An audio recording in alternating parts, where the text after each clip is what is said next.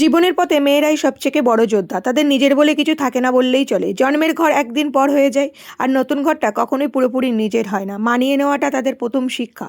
নিয়ম, নতুন মানুষ, নতুন দায়িত্ব সব কিছু নীরবে গ্রহণ করতে করতে তাদের নিজের ইচ্ছাগুলো কোথায় যে হারিয়ে যায় তার হিসাব কেউ রাখে না। চলতে চলতেই তারা শক্ত হয়ে ওঠে, কিন্তু এই শক্তির দাম দিতে হয় নিজের স্বপ্ন দিয়ে। দিনের পর দিন মানিয়ে নিতে নিতে একসময় জীবনটা ফুরিয়ে আসে, নিজের জন্য বাঁচার সময় আর থাকে না। তবু মেয়েরা থেমে থাকে না। তারা সংসার করে, মানুষকে আগলে রাখে, ভালো রাখে, নিজের কষ্ট ঢেকে রাখে, অন্যদের সুখের কারণ হয়ে ওঠে। এই যুদ্ধটা নীরব, কিন্তু ভীষণ গভীর। মেয়েদের জীবন তাই শুধু চলা নয়, একটা একটা দীর্ঘ লড়াই। এটা একটা দীর্ঘ লড়াই, ঠিক আছে? যাই হোক বন্ধুরা, সবাইকে জানাই সুপ্রভাত। সবাই কেমন আছো? আশা করি খুব ভালো আছো। আমিও খুব ভালো আছি। তো প্রতিদিন এই যুদ্ধ করতে করতে আমাদের সংসার জীবনটা শুরু হয়। সব প্রতিটা মেয়েদেরই এই যোদ্ধা হতে হয়।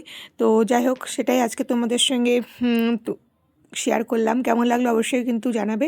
তো দেখো, এখন তো প্রচণ্ড ঠান্ডা পড়েছে, আর এই ঠান্ডায় যেহেতু এখন এই ঘরটাতেই থাকা হচ্ছে, তো প্রচণ্ড ঠান্ডায় না, দেখো মানে কি বলবো, জানলা দেওয়ার পরে পর্দা দেওয়ার পরে না প্রচণ্ড ঠান্ডা হাওয়া ঢুকছে। তো সেই জন্য মানে খাটের পাশ দিয়ে পুরো একদম বেড কভার দিয়ে দিয়ে ঢেকে দেওয়া হচ্ছে। মানে এত পরিমাণে ঠান্ডা পড়েছে এবছর, মানে কী বলবো, আমার তো মনে হয় প্রতিটা বাড়িতে এখন এই অবস্থায় হয়েছে। তো সেটাই আর কি। আর কি বলবো, আমার বরমশাই যে এত পরিমাণে ঘরবাড়ি অগোছালো করে, তোমার কি বলবো আর কি তোমাদের। তো সেটাই আর কি, দেখতেই পাচ্ছ প্রচুর পরিমাণে জিনিসপত্র ছিল, তো সেইগুলো সব গুছিয়ে আমি পাটে পাটে সেগুলো আবার জায়গায় রাখি।